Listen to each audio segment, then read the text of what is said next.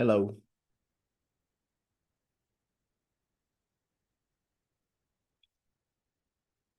This Monday morning, I want to talk to you about the I thought and how it relates to the sense of lack that so often accompanies our lives.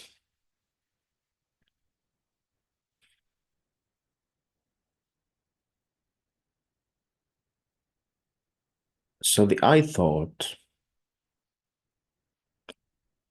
is the belief to be a body, a separate individual body-mind.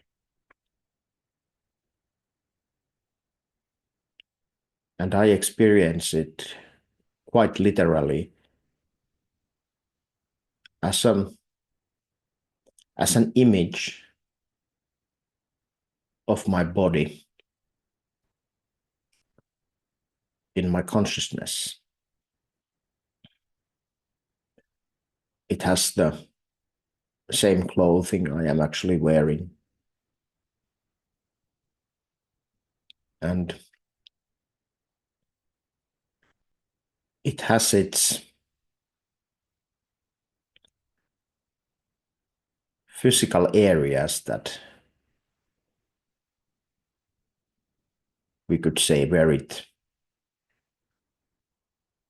resides. And for me, and I assume this is quite universal, it's most felt in here in the forehead area and in the chest area, in the heart area.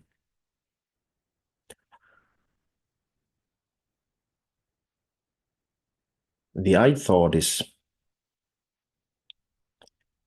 an essential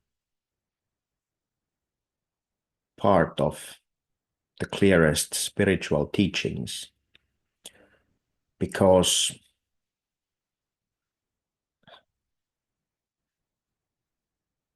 all our psychological suffering depend on creating this I.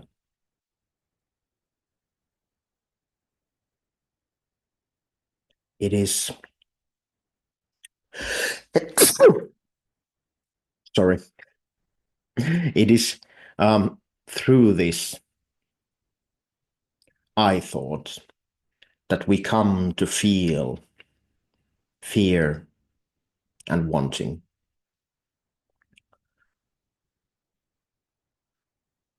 Awareness in itself, our essential being, is without psychological fear or lack. And psychological fear or lack could be described as fear as something we want to avoid and lack as something we want to get. And most of our thinking activity revolves around these two core feelings of separation, I guess we might call them.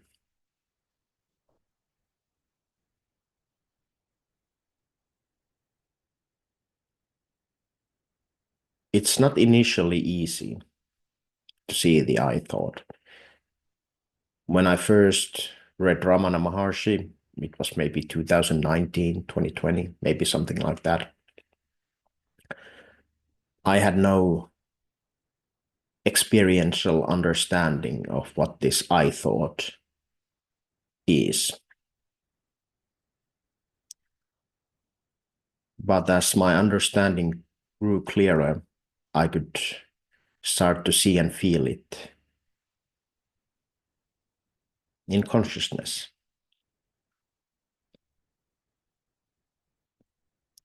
When I meditated this morning, I quite literally saw how the I thought tries to take hold of other thoughts, things we believe we have to do, can be work related or related to our relationships or whatever, always in the past and in the future.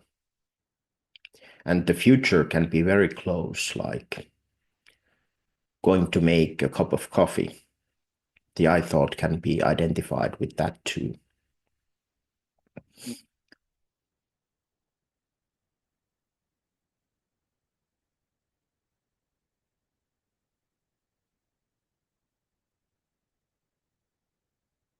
Once we experience the I thought with this kind of clarity and we see it floating in consciousness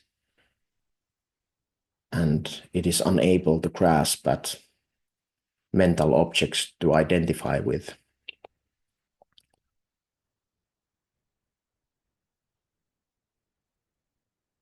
it becomes clear to us that as an I, we are completely powerless. We cannot even make coffee. We cannot even breathe.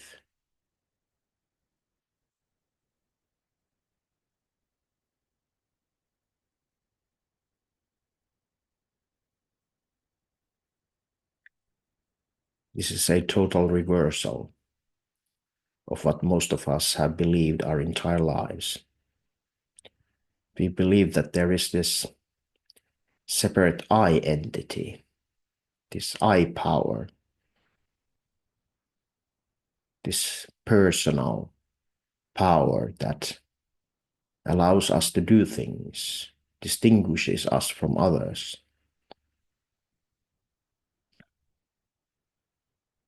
But the power never comes from the I thought. It's an illusion that humanity believes for a while, some millennia maybe.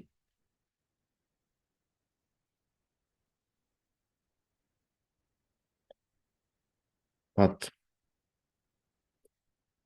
the inevitable consequence of believing to be a separate person is psychological suffering. And when we've had enough of psychological suffering, sometimes there is a glimpse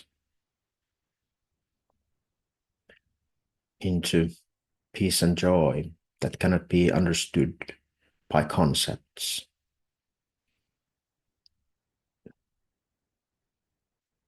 And from that glimpse, an investigation rises into ourselves and the nature of reality.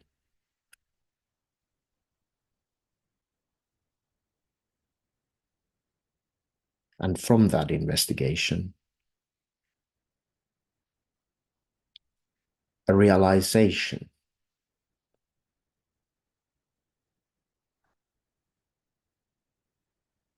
There is nothing lacking.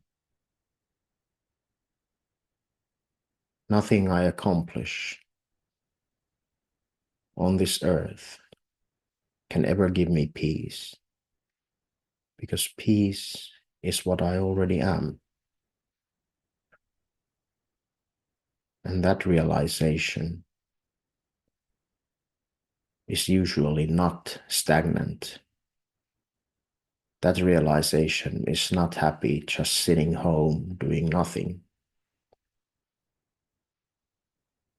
No, that realization compels us with love, enjoyment, enthusiasm to align ourselves with this realization and become a faithful, finely tuned instrument of truth, love, and beauty.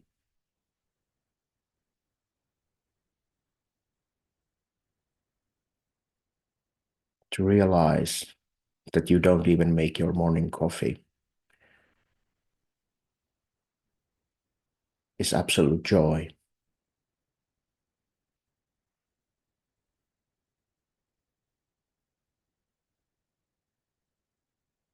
There is only one power,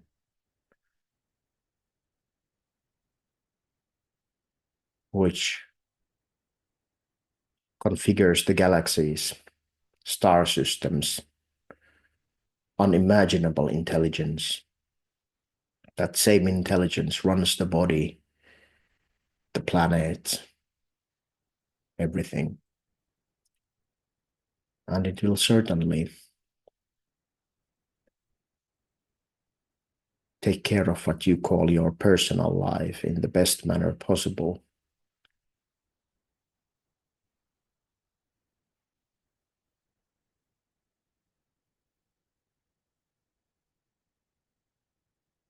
It certainly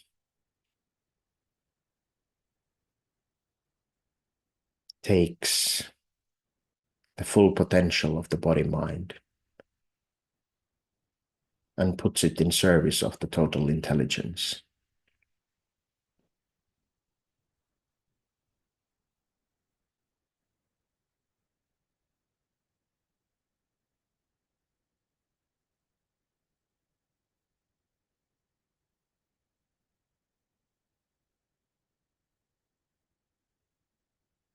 It seems so obvious to us for so long that there is this individual operator, and yet the heart beats by itself, the blood flows, and all the complexity of the biological systems, how they unfold, how plants, trees, everything grows by itself. Everything gets taken care of.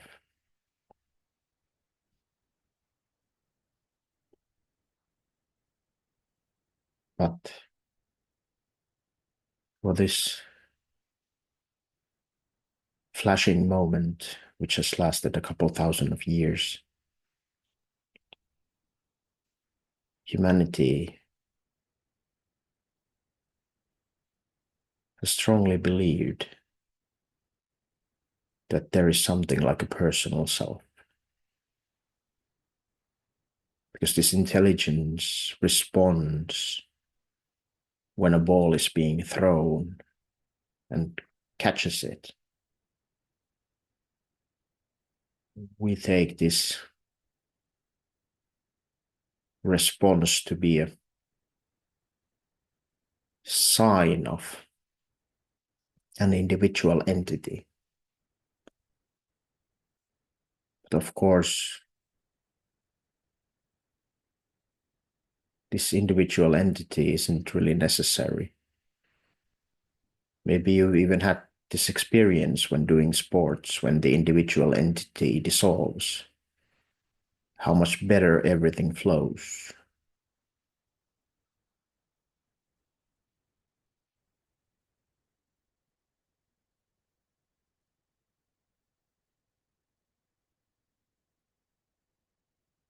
So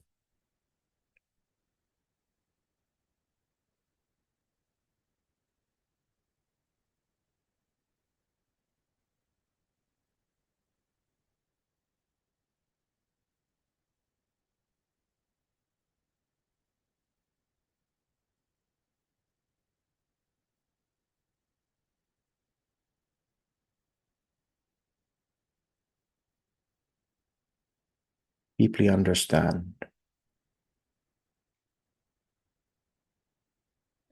that it is quite possible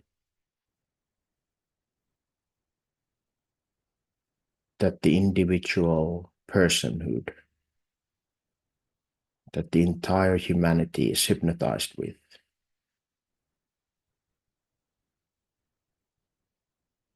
is an illusion.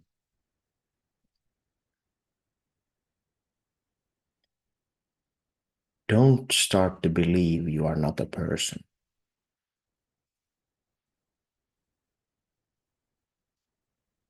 Don't be lazy. Investigate the matter. Investigate the contents of your consciousness here and now, and familiarize yourself with that sense of being, with awareness in which everything happens.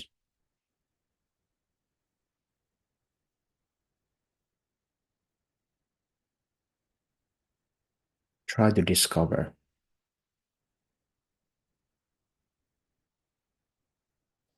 where this personal self is.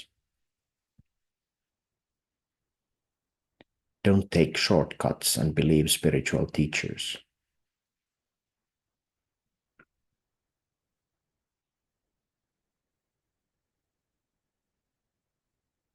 It's an amazing discovery,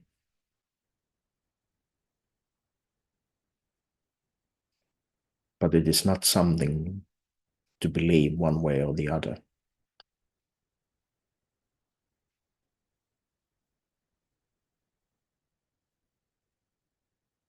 It is also true we need encouragement from the apparent others. So for that, listen to people who make you feel good.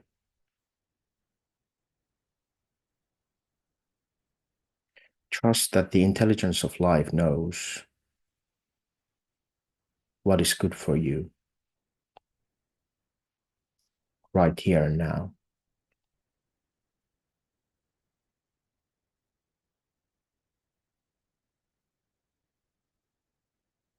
That's it.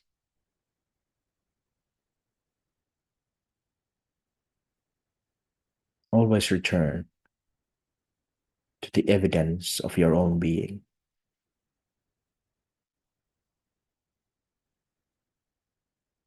Do you feel happiness, enjoyment, enthusiasm? Do you get glimpses of insight? Do you feel courage, flow? Do you feel you belong when you listen or read someone? That's your cue.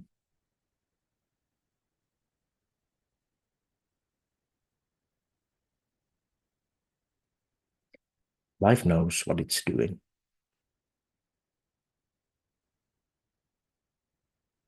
This moment here is a cosmic event.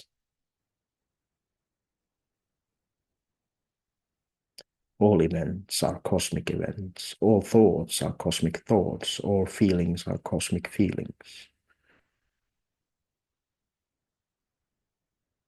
There is only one cosmic being.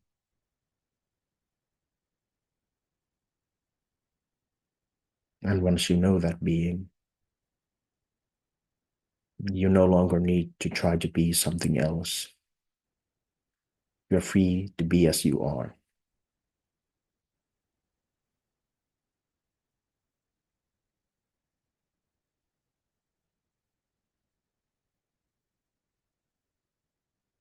And that will be more than enough for everybody involved.